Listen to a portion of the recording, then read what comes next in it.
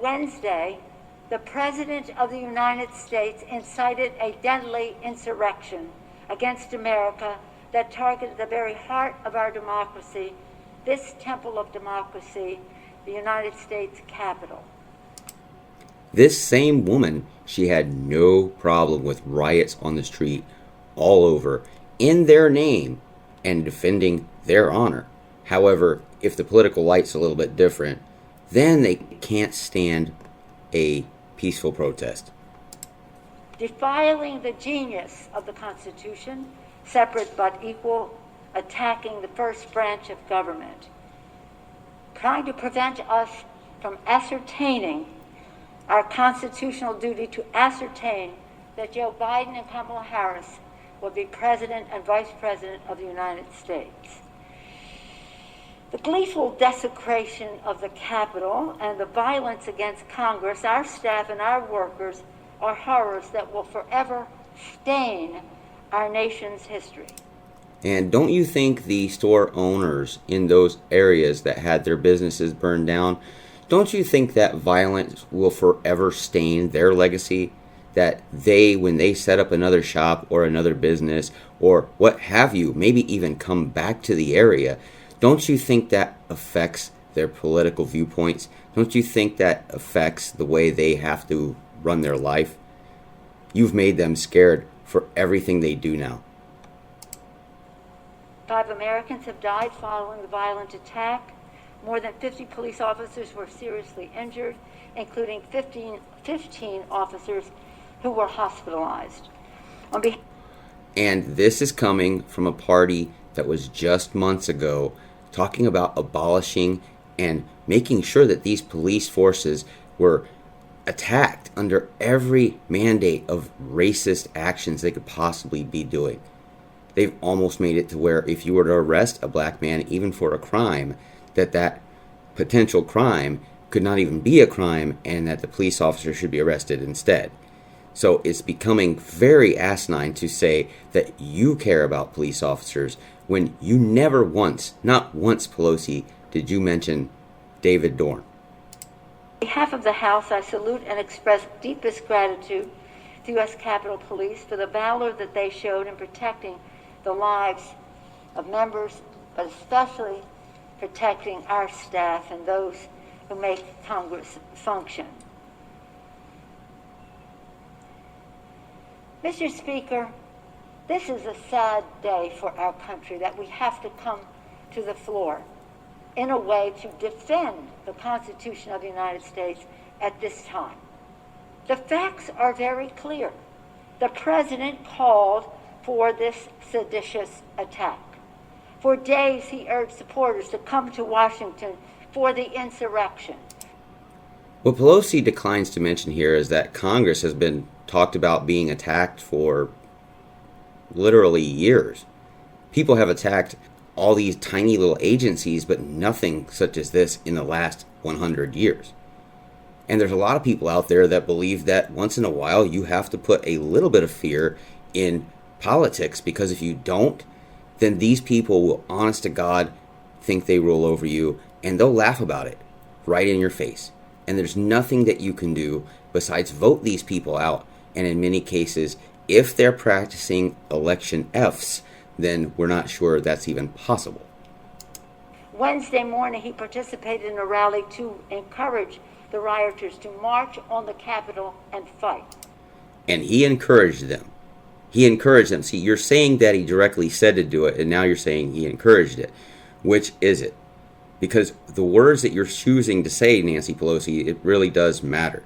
When you're saying that you're assuming that there's a Russia hoax, and then you're going into the mainstream media and saying it's definitive, that you know for a fact Trump is tied in. And then we see a news report with 60 Minutes, and you're saying, well, I don't know what Russia has over Donald Trump. Well, if you knew anything about the Russia hoax or anything that was actually true, then you would know. You wouldn't be guessing, you would know. And not only did he urge people to march on the Capitol and fight, he further fanned the flames, and he and his family cheered and celebrated the desecration of the Capitol. Unlike the Democrats, who were all for burning down buildings and government facilities, all of that was okay. Firebombing the ICE facilities, that was fine. Let's bail out more rioters. The Democrats themselves bailed out rioters as well as Democrat actors. They were hand in hand, bailing each other out while people went out, burned stuff up, went to jail, got bailed out, did it again, rinse and repeat. And you had no problem with that. The only difference here is it's way too close for comfort for Nancy Pelosi. Later that day, as the dangers escalated, he ignored and flat out rejected the pleas of Congress, including those of his own party, to call off his supporters, the rioters, these are rioters. The people that were burning down streets and signs and buildings and churches, and there were several deaths in an autonomous zone at the Chaz. They had a whole bunch of things that they had set up to where violence occurred. Bricks were dropped off, premeditated, in areas that they knew riots were going to occur. They made sure that there were stands for food. And you can blame George Soros for it. You can blame the Democrat Party for it. But allowing the hate to go on, to pursue that type of justice where people are being violent against other people, that is treasonous. That is wrong. And you're saying that Donald Trump is this and this and this. Honestly, it seems like all of government is very hypocritical. terrorists as they engaged in vandalism and violence. Later and now the president is saying that he is not responsible and that his incitement to violence was totally appropriate. The president's actions demonstrate his absolute inability to discharge the most basic and fundamental powers and duties of his office. Therefore, the president must be removed from office immediately. So what you really mean, Nancy Pelosi, is he doesn't follow your rule. He doesn't follow your logic. If he thinks a little bit differently than you or Obama or any other president that is ingrained in this skull and bones, New World Order junk, if you think outside of that box, you are to be attacked. Everybody has to realize that this is what this has been. You've had 4 years of brainwashing and programming. The media has done this 98% of all of them. And they've done it every single day. You couldn't pay for that kind of media coverage. Not unless you're using globalist billionaires. This is a decision we make with the utmost solemnity and prayerfulness, which this crisis requires. Removal of the president is an unprecedented action, but it is required because it is an unprecedented moment in history because the danger that he poses. And I heard the previous speaker say that we are... The dangers that he poses, Nancy, you have started riots all over the country. You aided and abetted these riots. Honestly, you have no legs to stand on when you're talking about how Trump allowed this to happen. Even if he did allow this to happen, so did you guys. And we see the party favoritism here. It's obviously that you want the Republicans gone. Anybody that tried to toot Trump's horn, they're gone. Trump himself is gone, and then we're going to attack him like in perpetuity. We're going to do that forever. You guys, at what point do you see yourself as deranged, or as deranged as you claim Trump is? You're trying to impeach a person. You don't even have the time to impeach the person, and the only reason why you're doing it, you just want to go after the guy. It's clear as day that you have the hate. You are mad and angry at the man, and it doesn't matter if he's out of the office in like a couple of weeks. No, you have to make sure he doesn't have the nuclear codes through the Pentagon, which is treason, by the way. You're trying to take his power away from him. And you didn't ask through the right channels, even if they said yes. So you committed a form of military coup there, Nancy Pelosi. It's plain as day. Objecting to the president because we don't like the way he executes the duties. Exactly. He doesn't do it. your way. And because of that, he has to be slapped on the wrist. He has to be spanked. This is what we're talking about here on this channel. We don't want to see violence. We don't want to see anybody hurt. We don't believe in racism. We don't actually want to have violence on the streets. And we want to promote good growth, good business, a good, clean environment, and everybody should be happy in our little world. However, our world isn't theirs. And the political people out there are going to usurp every little wordage and adage that you can use. Some of these things aren't even real, but they will use that as a political toy. And we're seeing Nancy Pelosi use this. It was coronavirus a little while ago, and now it's this. Everything is some kind of political ploy to Nancy Pelosi, and it's really obvious to anyone who's really just looking for it. Democrats and Republicans, you have to understand. You are trying to now promote a one-party totalitarian government.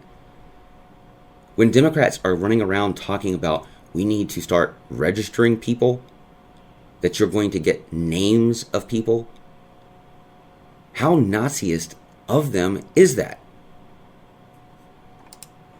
Executes us do. No, we don't like it at all. Acts of sedition, incitement to insurrection, treasonous activity. And if you are associating yourself with that as the proper execution of the president's duties, you are associating yourself with sedition and treason. And we see how the party lines are drawn. If you do anything Republican, if you do anything conservative, if you do anything of the mindset that you previously once had, just like COVID, it's going to be wiped out. I'm hoping our Democrat brothers are seeing some light here. People are being censored left and right that have no business being censored. Ron Paul had no business being censored. Ted Cruz had no business being completely banned. It's obvious that this is being a hit job on one side of the wings of American Eagle. You have the right wing and you have the left wing, and without both wings, the country will crumble into a totalitarian government. And the Democrats, they want a shoehole right into that. They're hoping that all of this equals them in power forever. And make no mistakes, even if you have a logical, fair election, was George W. Bush or his father a Democrat? Because at this point we have to actually ask. Because the biggest hate we've seen of Republican candidates has been Reagan and Donald Trump. And these two didn't seem to like Democrats whatsoever. And it seems pretty odd that all the media outlets attacked Reagan just like they did Trump. And they were all Democrat-led.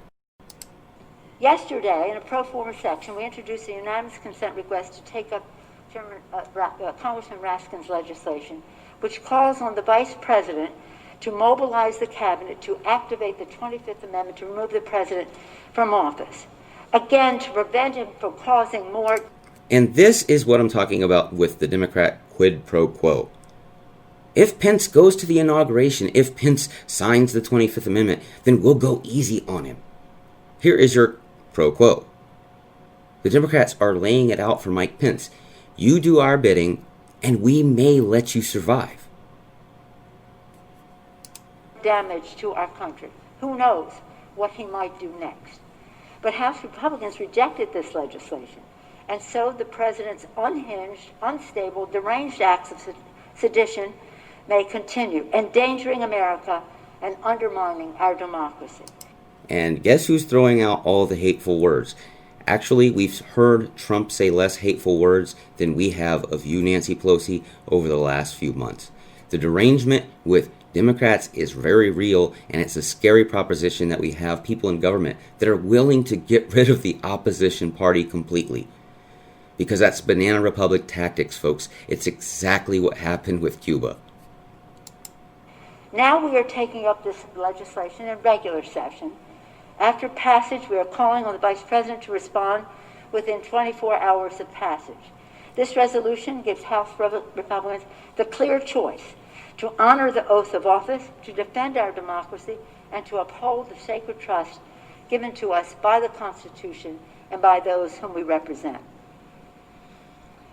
Mr. Speaker, during the Trump presidency, this 4 years, and especially during this sad time, I recall the words of the great Israeli poet Ehud Manor. And that's what he said when he said, "I can't keep silent in light of how my country has changed her face. Won't quit trying to remind her in her ears, I'll sing my cries until she opens her eyes. I can't keep silent of how my country's changed her face."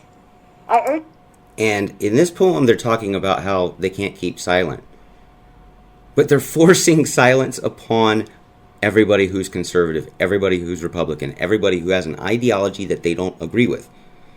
You're talking about somebody's freedom of expression there, Nancy Pelosi, and you're willing to take everyone else's through social media apps. What do you think Parler being shut down by Google suggests? Does that mean freedom of speech? Not by a long shot. They went to their own app, their own little place, and you still, all of you, Democrats, media logs, all of you went out and got rid of that overnight. And it's a darn shame we're seeing censorship, because where does it end? Does it end here? Can you promise tomorrow that this ends, the censorship ends? We're just going to get who we just want to get. Or do you get power hungry and you decide, well, this needs to be censored, this needs to be censored? Because you're already sitting in Congress right now talking about words like his, her, descriptors to people, and saying that they can't be used on House floor. For what reason other than your own egotistical ideologies? I urge my Republican colleagues to open their eyes and to finally hold this president accountable. The security of our country and the future of our very democracy are at stake. When we pray for God to bless America, let us hope that that blessing comes down strongly on us in the next few days. With that, yeah, because God's so totally with you, and if you say a prayer, Nancy Pelosi, you're supposed to say amen. These people don't even follow their own Christianity or their own Catholicism. This is not even Catholic. This woman cannot possibly be Catholic. She gets mad at everyone every time they even suggest she isn't Catholic. In 60-minute interviews, of course, she's going to get mad because they don't throw her softball questions. Here in this video, we just sit back and think, geez, you can hardly even express your words, lady. You're so angry. Because what? Somebody finally tried to put you in your place? Somebody scared you a little? Imagine all these people at home at night. They don't have security guards. They don't have big giant gates, fences, and security systems to protect themselves. They have little tiny police officers in a little tiny town somewhere. And you're going to tell me that with your big buff armed forces slammed all the way around you that, oh man, you were risky. It was all scary. We were all doomed. Paint that picture for someone else. These people weren't out for your blood, Nancy, because if they had been, they probably would have got it. People are ticked. It's not about Trump anymore. You're talking about people not having the ability to even live. You've locked them up. You've told them they can't work. You've told them that their lives is only worth a piddly $600. You've insulted everyone, Democrats, Republicans, and in between. There's no left or right wing anymore. It's the people versus the government. And people like Nancy Pelosi have portrayed it that way. You literally put everybody on lockdown. Tell them they can't go out and do anything of life. And we catch you going out doing your hair in a salon that was previously closed until you call them up. When you tell everybody how horrible it is staying at home and what sacrifice that is, and you're eating out of your $25,000 fridge, out of your $16 a pint ice cream bottles. Are you kidding me? This is the reason why a lot of people out there call Nancy Antoinette. Let them eat cake. Let them eat ice cream. The hypocrisy with this group is out of bounds, out of sight. And if you're a Democrat and you don't see this, I kind of feel sorry for you. Censorship is not a good thing. And trying to attack your president like they've done in the last 4 years should be paramount to treason. Because we ask you, what have they done for the president? What kind of help have they ever given him? They collude with Russians themselves by just attacking our president of the United States. You say you're not colluding with Russians, he is. Well, how come we're seeing you attack him all the time? When he came in office, he wasn't about you, Nancy Pelosi. He was about Chuck Schumer. He was about Hillary Clinton. He was about Obama. You weren't even on his radar. So we know you guys are willing to pick up for each other and stick up no matter what comes your way. And now the Democrats are trying their damnedest to walk off with this as a one-party government. Because even if they feed you this lie that we're going to reshape a new Republican Party, it would just be with their ideologies and their knee on their neck. You can't even trust a government where the politicians make other politicians. Because we know it's all going to be more of the same, whether they say it or not. It's one of the reasons why a lot of people voted for Donald Trump. Because it's hard in this day and age to go around and say that America should be first. Anyway, you guys have a wonderful afternoon, a good night, a good morning, whichever. Please like, share, and subscribe. We really do appreciate that around here. Also, drop a comment down below. We like to talk with you. We like to pick your brain. And if you have any ideas for new videos, go ahead and drop a comment down below. Also, don't forget, go ahead and hit your notification bell. If you don't hit your notification bell, you might have a problem getting our videos. God bless each and every one of you. See ya.